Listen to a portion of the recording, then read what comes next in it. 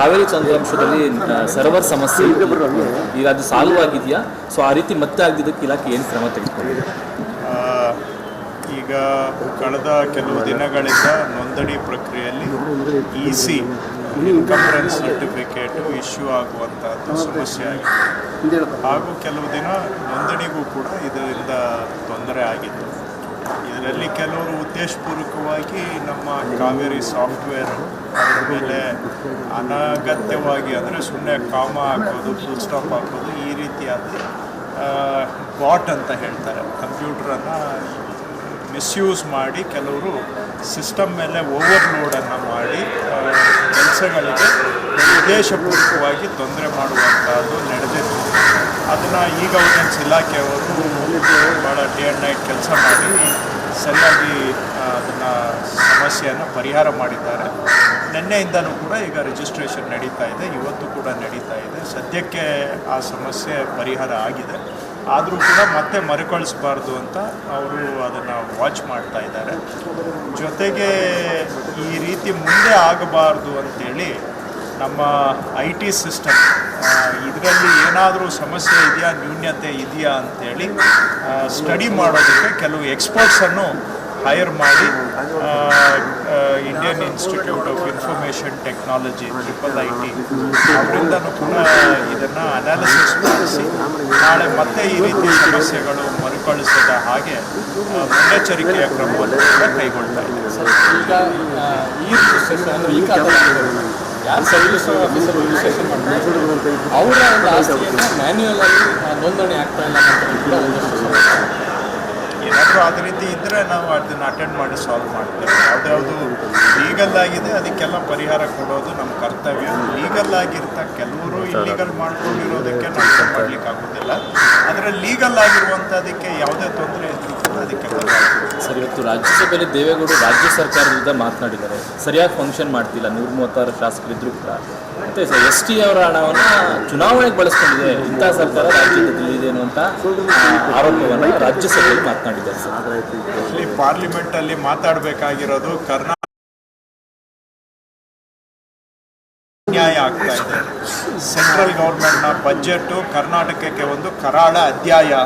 ಅದರ ಮುಖಾಂತರ ಇವತ್ತು ತೆರಿಗೆ ಕಟ್ಟುವಂತಹ, ಕಷ್ಟಪಟ್ಟು ದುಡಿಯುವಂತಹ ಕರ್ನಾಟಕದ ಜನಗಳ ತೆರಿಗೆ ದುಡ್ಡು ಲೂಟಿ ಆಗ್ತಾ ಇದೆ. ಇವರು ಯಾರಿಗಾದರೂ ಕರ್ನಾಟಕದ ಬಗ್ಗೆ ಬದ್ಧತೆ ಇದ್ದರೆ ಪಾರ್ಲಿಮೆಂಟಲ್ಲಿ ಹೋರಾಟ ಮಾಡಿ ಕರ್ನಾಟಕಕ್ಕೆ ಕೊಡಿಸುವಂಥ ನ್ಯಾಯವನ್ನು ಕೊಡಿಸೋ ಕೆಲಸ ಮಾಡಲಿ. ಅದನ್ನು ಬಿಟ್ಬಿಟ್ಟು ಅವರು ಮಾಡ್ತಾ ಇರೋ ನ್ಯಾಯವನ್ನು ಮುಚ್ಚಾಕಿ ಇವರು ಕೂಡ ಅನ್ಯಾಯದಲ್ಲಿ ಪಾಲಾಗೋದನ್ನು ಬಿಡಲಿ. ಎರಡನೇದು, ನಾವು ಕಾವೇರಿ ನದಿಯಲ್ಲಿ ಮೇಕೆದಾಟು ಯೋಜನೆ ಮಾಡೋದಕ್ಕೆ ಪರ್ಮಿಷನ್ ಕೇಳಿದರೆ ಸೆಂಟ್ರಲ್ ಗೌರ್ಮೆಂಟ್ನವ್ರು ಇವತ್ತಿಗೂ ನಮಗೆ ಪರ್ಮಿಷನ್ ಕೊಟ್ಟಿಲ್ಲ. ಸುಪ್ರೀಂ ಕೋರ್ಟ್ನವರು ಕೂಡ ಇದಕ್ಕೆ ಮೇಕೆದಾಟು ಯೋಜನೆ ಮಾಡೋದಕ್ಕೆ ಯಾವುದು ವಿರೋಧ ಇಲ್ಲ ಅಂತ ಹೇಳಿದ್ದಾರೆ. ಆಗಿರೋವಾಗ ಮಾನ್ಯ ದೇವೇಗೌಡರೇ ಆಗಲಿ ಯಾರೇ ಆಗಲಿ, ಫಸ್ಟು ಅದನ್ನು ಎಲೆಕ್ಷನ್ ಟೈಮಲ್ಲಿ ಚಿಟಿಕೆ ಹೊಡೆದ್ರು 1 ಗಂಟೆಯಲ್ಲಿ ಕೊಡ್ತೀವಿ ಅಂತ ಮೊನ್ನೆ ಚನ್ನಪಟ್ಟಣ ಎಲೆಕ್ಷನಲ್ಲಿ ಭಾಷಣ ಮಾಡಿದರು. ನಾನು ಕೈ ಹಿಡಿದು ಸೈನ್ ಮಾಡಿಸ್ತೀವಿ ಅಂತ. ಫಸ್ಟು ನಮ್ಮ ಮೇಕೆದಾಟು ಯೋಜನೆಗೆ ಅನುಮತಿ ಕೊಡಿಸ್ಲಿ. ನಮ್ಮ ರಾಜ್ಯಕ್ಕೆ ತೆರಿಗೆಯಲ್ಲಿ ಕೇಂದ್ರದಿಂದ ಬರ್ತಕ್ಕಂಥ ಪಾಲಿನಲ್ಲಿ ಅನ್ಯಾಯ ಆಗ್ತಾ ಇದೆ, ಅನ್ಯಾಯವನ್ನು ಸರಿಪಡಿಸಲಿ. ಆಮೇಲೆ ಉಳಿದಿದ್ದ ವಿಷಯಗಳನ್ನು ಮಾತಾಡಲಿಕ್ಕೆ ಅವರಿಗೂ ಕೂಡ ನೈತಿಕತೆ ಇರುತ್ತೆ. ಅದು ಬಿಟ್ಟು ಇವತ್ತು ದಿನ ಬೆಳಿಗ್ಗೆ ಆದರೆ ಅನ್ಯಾಯ ಆಗ್ತಾ ಇದ್ದರೆ ಅದನ್ನ ಬಗ್ಗೆ ಮಾತಾಡದೆ ಇವರು ಕೂಡ ಅನ್ಯಾಯದಲ್ಲಿ ಭಾಗಿಯಾದಾಗ ಆಗುತ್ತೆ. ಕಾವೇರಿ ತಂತ್ರಾಂಶದಲ್ಲಿ ಸರ್ವರ್ ಸಮಸ್ಯೆ ಈಗ ಅದು ಸಾಲ್ವ್ ಆಗಿದೆಯಾ? ಸೊ ಆ ರೀತಿ ಮತ್ತೆ ಆಗದಿದ್ದಕ್ಕೆ ಇಲಾಖೆ ಏನು ಕ್ರಮ ತೆಗೆದುಕೊಂಡಿದೆ? ಈಗ ಕಳೆದ ಕೆಲವು ದಿನಗಳಿಂದ ನೋಂದಣಿ ಪ್ರಕ್ರಿಯೆಯಲ್ಲಿ ಇಸಿ ಇನ್ಕಂಬರೆನ್ಸ್ ಸರ್ಟಿಫಿಕೇಟು ಇಶ್ಯೂ ಆಗುವಂಥದ್ದು ಸಮಸ್ಯೆ ಆಗಿದೆ. ಹಾಗೂ ಕೆಲವು ದಿನ ನೋಂದಣಿಗೂ ಕೂಡ ಇದರಿಂದ ತೊಂದರೆ ಆಗಿತ್ತು. ಇದರಲ್ಲಿ ಕೆಲವರು ಉದ್ದೇಶಪೂರ್ವಕವಾಗಿ ನಮ್ಮ ಕಾವೇರಿ ಸಾಫ್ಟ್ವೇರ್ ಮೇಲೆ ಅನಗತ್ಯವಾಗಿ ಅಂದರೆ ಸುಮ್ಮನೆ ಕಾಮ ಹಾಕೋದು, ಫುಲ್ ಸ್ಟಾಪ್ ಹಾಕೋದು, ಈ ರೀತಿಯಾದ ಬಾಟ್ ಅಂತ ಹೇಳ್ತಾರೆ, ಕಂಪ್ಯೂಟ್ರನ್ನು ಮಿಸ್ಯೂಸ್ ಮಾಡಿ ಕೆಲವರು ಸಿಸ್ಟಮ್ ಮೇಲೆ ಓವರ್ಲೋಡನ್ನು ಮಾಡಿ ಕೆಲಸಗಳಿಗೆ ಉದ್ದೇಶಪೂರ್ವಕವಾಗಿ ತೊಂದರೆ ಮಾಡುವಂಥದ್ದು ನಡೆದಿತ್ತು. ಅದನ್ನು ಈಗ ವಿಜಿಲೆನ್ಸ್ ಇಲಾಖೆಯವರು ಭಾಳ ಡೇ ಆ್ಯಂಡ್ ನೈಟ್ ಕೆಲಸ ಮಾಡಿ ಸರಿಯಾಗಿ ಅದನ್ನು ಅದನ್ನು ಸಮಸ್ಯೆಯನ್ನು ಪರಿಹಾರ ಮಾಡಿದ್ದಾರೆ. ನಿನ್ನೆಯಿಂದಲೂ ಕೂಡ ಈಗ ರಿಜಿಸ್ಟ್ರೇಷನ್ ನಡೀತಾ ಇದೆ, ಇವತ್ತು ಕೂಡ ನಡೀತಾ ಇದೆ. ಸದ್ಯಕ್ಕೆ ಆ ಸಮಸ್ಯೆ ಪರಿಹಾರ ಆಗಿದೆ.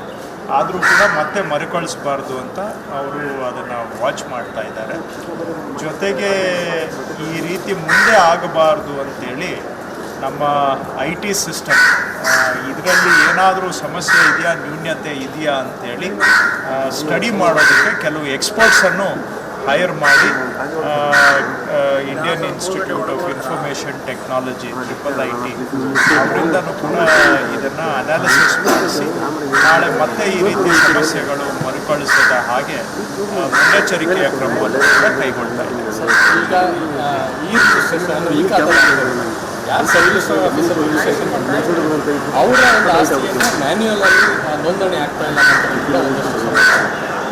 ಏನಾದರೂ ಅದೇ ರೀತಿ ಇದ್ದರೆ ನಾವು ಅದನ್ನು ಅಟೆಂಡ್ ಮಾಡಿ ಸಾಲ್ವ್ ಮಾಡ್ತೇವೆ. ಯಾವುದ್ಯಾವುದು ಲೀಗಲ್ ಆಗಿದೆ ಅದಕ್ಕೆಲ್ಲ ಪರಿಹಾರ ಕೊಡೋದು ನಮ್ಮ ಕರ್ತವ್ಯ. ಲೀಗಲ್ ಆಗಿರ್ತಾ ಕೆಲವರು ಇಲ್ಲೀಗಲ್ ಮಾಡ್ಕೊಂಡಿರೋದಕ್ಕೆ ನಾವು ಏನು ಮಾಡಲಿಕ್ಕೆ ಆಗೋದಿಲ್ಲ. ಆದರೆ ಲೀಗಲ್ ಆಗಿರುವಂಥದ್ದಕ್ಕೆ ಯಾವುದೇ ತೊಂದರೆ ಇದ್ರೂ ಕೂಡ ಅದಕ್ಕೆ ಸರ್, ಇವತ್ತು ರಾಜ್ಯಸಭೆಯಲ್ಲಿ ದೇವೇಗೌಡರು ರಾಜ್ಯ ಸರ್ಕಾರದ ವಿರುದ್ಧ ಮಾತನಾಡಿದ್ದಾರೆ. ಸರಿಯಾಗಿ ಫಂಕ್ಷನ್ ಮಾಡ್ತಿಲ್ಲ, 136 ಶಾಸಕರಿದ್ದರೂ ಕೂಡ. ಮತ್ತು ST ಅವರ ಹಣವನ್ನು ಚುನಾವಣೆಗೆ ಬಳಸ್ಕೊಂಡಿದೆ, ಇಂಥ ಸರ್ಕಾರ ರಾಜ್ಯದಲ್ಲಿ ಇದೆ ಅನ್ನುವಂಥ ಆರೋಪವನ್ನು ರಾಜ್ಯಸಭೆಯಲ್ಲಿ ಮಾತನಾಡಿದ್ದಾರೆ. ಸರ್, ಇಲ್ಲಿ ಪಾರ್ಲಿಮೆಂಟಲ್ಲಿ ಮಾತಾಡಬೇಕಾಗಿರೋದು ಕರ್ನಾಟಕ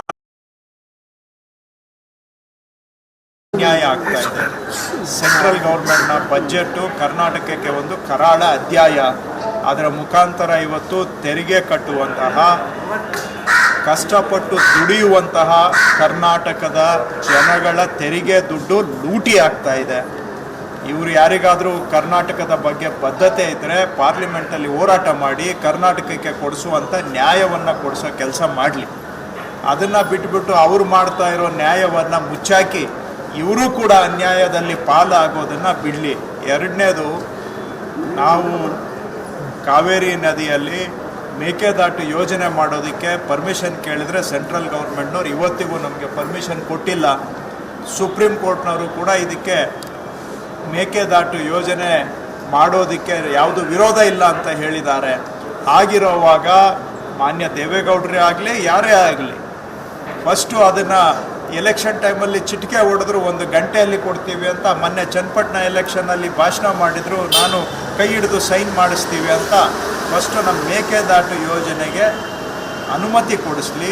ನಮ್ಮ ರಾಜ್ಯಕ್ಕೆ ತೆರಿಗೆಯಲ್ಲಿ ಕೇಂದ್ರದಿಂದ ಬರ್ತಕ್ಕಂಥ ಪಾಲಿನಲ್ಲಿ ಅನ್ಯಾಯ ಆಗ್ತಾ ಇದೆ, ಅನ್ಯಾಯವನ್ನು ಸರಿಪಡಿಸಲಿ. ಆಮೇಲೆ ಉಳಿದಿದ್ದ ವಿಷಯಗಳನ್ನು ಮಾತಾಡಲಿಕ್ಕೆ ಅವರಿಗೂ ಕೂಡ ನೈತಿಕತೆ ಇರುತ್ತೆ. ಅದು ಬಿಟ್ಟು ಇವತ್ತು ದಿನ ಬೆಳಿಗ್ಗೆ ಆದರೆ ಅನ್ಯಾಯ ಆಗ್ತಾ ಇದ್ದರೆ ಅದನ್ನ ಬಗ್ಗೆ ಮಾತಾಡದೆ ಇವರು ಕೂಡ ಅನ್ಯಾಯದಲ್ಲಿ ಭಾಗಿಯಾದಾಗ ಆಗುತ್ತೆ. ಕಾವೇರಿ ತಂತ್ರಾಂಶದಲ್ಲಿ ಸರ್ವರ್ ಸಮಸ್ಯೆ ಈಗ ಅದು ಸಾಲ್ವ್ ಆಗಿದೆಯಾ? ಸೊ ಆ ರೀತಿ ಮತ್ತೆ ಆಗದಿದ್ದಕ್ಕೆ ಇಲಾಖೆ ಏನು ಕ್ರಮ ತೆಗೆದುಕೊಂಡಿದೆ? ಈಗ ಕಳೆದ ಕೆಲವು ದಿನಗಳಿಂದ ನೋಂದಣಿ ಪ್ರಕ್ರಿಯೆಯಲ್ಲಿ EC ಇನ್ಕಂಬರೆನ್ಸ್ ಸರ್ಟಿಫಿಕೇಟು ಇಶ್ಯೂ ಆಗುವಂಥದ್ದು ಸಮಸ್ಯೆ ಆಗಿದೆ. ಹಾಗೂ ಕೆಲವು ದಿನ ನೋಂದಣಿಗೂ ಕೂಡ ಇದರಿಂದ ತೊಂದರೆ ಆಗಿತ್ತು. ಇದರಲ್ಲಿ ಕೆಲವರು ಉದ್ದೇಶಪೂರ್ವಕವಾಗಿ ನಮ್ಮ ಕಾವೇರಿ ಸಾಫ್ಟ್ವೇರ್ ಅದರ ಮೇಲೆ ಅನಗತ್ಯವಾಗಿ, ಅಂದರೆ ಸುಮ್ಮನೆ ಕಾಮ ಹಾಕೋದು, ಫುಲ್ ಸ್ಟಾಪ್ ಹಾಕೋದು, ಈ ರೀತಿಯಾದ ಬಾಟ್ ಅಂತ ಹೇಳ್ತಾರೆ, ಕಂಪ್ಯೂಟ್ರನ್ನು ಮಿಸ್ಯೂಸ್ ಮಾಡಿ ಕೆಲವರು ಸಿಸ್ಟಮ್ ಮೇಲೆ ಓವರ್ಲೋಡನ್ನು ಮಾಡಿ ಕೆಲಸಗಳಿಗೆ ಉದ್ದೇಶಪೂರ್ವಕವಾಗಿ ತೊಂದರೆ ಮಾಡುವಂಥದ್ದು ನಡೆದಿತ್ತು. ಅದನ್ನು ಈಗ ಗವರ್ನೆನ್ಸ್ ಇಲಾಖೆಯವರು ಭಾಳ ಡೇ ಆ್ಯಂಡ್ ನೈಟ್ ಕೆಲಸ ಮಾಡಿ ಸರಿಯಾಗಿ ಅದನ್ನು ಸಮಸ್ಯೆಯನ್ನು ಪರಿಹಾರ ಮಾಡಿದ್ದಾರೆ. ನಿನ್ನೆಯಿಂದಲೂ ಕೂಡ ಈಗ ರಿಜಿಸ್ಟ್ರೇಷನ್ ನಡೀತಾ ಇದೆ, ಇವತ್ತು ಕೂಡ ನಡೀತಾ ಇದೆ. ಸದ್ಯಕ್ಕೆ ಆ ಸಮಸ್ಯೆ ಪರಿಹಾರ ಆಗಿದೆ. ಆದರೂ ಕೂಡ ಮತ್ತೆ ಮರುಕಳಿಸಬಾರ್ದು ಅಂತ ಅವರು ಅದನ್ನು ವಾಚ್ ಮಾಡ್ತಾ ಇದ್ದಾರೆ.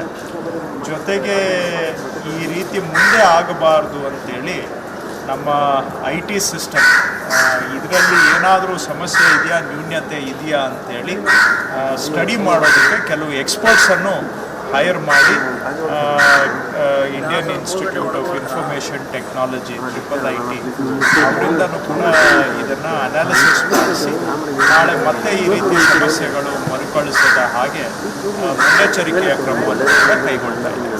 ಈಗ ಈ ರಿಜಿಸ್ಟ್ರೇಷನ್ ಅಂದರೆ ಈ ಖಾತೆ ಯಾರು ಸರ್ವಿಸ್ ಆಫೀಸರ್ ರಿಜಿಸ್ಟ್ರೇಷನ್ ಮಾಡ್ತಾರೆ ಅವರ ಒಂದು ಆಸ್ತಿಯನ್ನು ಮ್ಯಾನ್ಯುಯಲ್ ಆಗಿ ನೋಂದಣಿ ಆಗ್ತಾ ಇಲ್ಲ ಅಂತ ಒಂದಷ್ಟು ಸಮಸ್ಯೆ.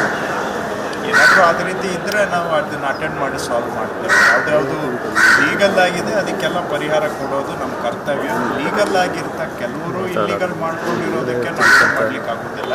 ಆದರೆ ಲೀಗಲ್ ಆಗಿರುವಂಥದ್ದಕ್ಕೆ ಯಾವುದೇ ತೊಂದರೆ ಇದ್ರೂ ಕೂಡ ಅದಕ್ಕೆ ಸರ್, ಇವತ್ತು ರಾಜ್ಯಸಭೆಯಲ್ಲಿ ದೇವೇಗೌಡರು ರಾಜ್ಯ ಸರ್ಕಾರದ ವಿರುದ್ಧ ಮಾತನಾಡಿದ್ದಾರೆ. ಸರಿಯಾಗಿ ಫಂಕ್ಷನ್ ಮಾಡ್ತಿಲ್ಲ, 136 ಶಾಸಕರಿದ್ರು ಕೂಡ. ಮತ್ತು ST ಅವರ ಹಣವನ್ನು ಚುನಾವಣೆಗೆ ಬಳಸ್ಕೊಂಡಿದೆ, ಇಂಥ ಸರ್ಕಾರ ರಾಜ್ಯದಲ್ಲಿ ಇದೆ ಅನ್ನುವಂಥ ಆರೋಪವನ್ನು ರಾಜ್ಯಸಭೆಯಲ್ಲಿ ಮಾತನಾಡಿದ್ದಾರೆ. ಸರ್, ಇಲ್ಲಿ ಪಾರ್ಲಿಮೆಂಟಲ್ಲಿ ಮಾತಾಡಬೇಕಾಗಿರೋದು ಕರ್ನಾಟಕ ಅನ್ಯಾಯ ಆಗ್ತಾ ಇದೆ. ಸೆಂಟ್ರಲ್ ಗೌರ್ಮೆಂಟ್ನ ಬಜೆಟ್ಟು ಕರ್ನಾಟಕಕ್ಕೆ ಒಂದು ಕರಾಳ ಅಧ್ಯಾಯ. ಅದರ ಮುಖಾಂತರ ಇವತ್ತು ತೆರಿಗೆ ಕಟ್ಟುವಂತಹ, ಕಷ್ಟಪಟ್ಟು ದುಡಿಯುವಂತಹ ಕರ್ನಾಟಕದ ಜನಗಳ ತೆರಿಗೆ ದುಡ್ಡು ಲೂಟಿ ಆಗ್ತಾ ಇದೆ. ಇವರು ಯಾರಿಗಾದರೂ ಕರ್ನಾಟಕದ ಬಗ್ಗೆ ಬದ್ಧತೆ ಇದ್ದರೆ ಪಾರ್ಲಿಮೆಂಟಲ್ಲಿ ಹೋರಾಟ ಮಾಡಿ ಕರ್ನಾಟಕಕ್ಕೆ ಕೊಡಿಸುವಂಥ ನ್ಯಾಯವನ್ನು ಕೊಡಿಸೋ ಕೆಲಸ ಮಾಡಲಿ. ಅದನ್ನು ಬಿಟ್ಬಿಟ್ಟು ಅವರು ಮಾಡ್ತಾ ಇರೋ ನ್ಯಾಯವನ್ನು ಮುಚ್ಚಾಕಿ ಇವರು ಕೂಡ ಅನ್ಯಾಯದಲ್ಲಿ ಪಾಲಾಗೋದನ್ನು ಬಿಡಲಿ. ಎರಡನೇದು, ನಾವು ಕಾವೇರಿ ನದಿಯಲ್ಲಿ ಮೇಕೆದಾಟು ಯೋಜನೆ ಮಾಡೋದಕ್ಕೆ ಪರ್ಮಿಷನ್ ಕೇಳಿದರೆ ಸೆಂಟ್ರಲ್ ಗೌರ್ಮೆಂಟ್ನವ್ರು ಇವತ್ತಿಗೂ ನಮಗೆ ಪರ್ಮಿಷನ್ ಕೊಟ್ಟಿಲ್ಲ. ಸುಪ್ರೀಂ ಕೋರ್ಟ್ನವರು ಕೂಡ ಇದಕ್ಕೆ ಮೇಕೆದಾಟು ಯೋಜನೆ ಮಾಡೋದಕ್ಕೆ ಯಾವುದು ವಿರೋಧ ಇಲ್ಲ ಅಂತ ಹೇಳಿದ್ದಾರೆ. ಆಗಿರೋವಾಗ ಮಾನ್ಯ ದೇವೇಗೌಡರೇ ಆಗಲಿ ಯಾರೇ ಆಗಲಿ, ಫಸ್ಟು ಅದನ್ನು ಎಲೆಕ್ಷನ್ ಟೈಮಲ್ಲಿ ಚಿಟಿಕೆ ಹೊಡೆದ್ರು 1 ಗಂಟೆಯಲ್ಲಿ ಕೊಡ್ತೀವಿ ಅಂತ ಮೊನ್ನೆ ಚನ್ನಪಟ್ಟಣ ಎಲೆಕ್ಷನಲ್ಲಿ ಭಾಷಣ ಮಾಡಿದರು. ನಾನು ಕೈ ಹಿಡಿದು ಸೈನ್ ಮಾಡಿಸ್ತೀವಿ ಅಂತ ಫಸ್ಟು ನಮ್ಮ ಮೇಕೆದಾಟು ಯೋಜನೆಗೆ ಅನುಮತಿ ಕೊಡಿಸ್ಲಿ.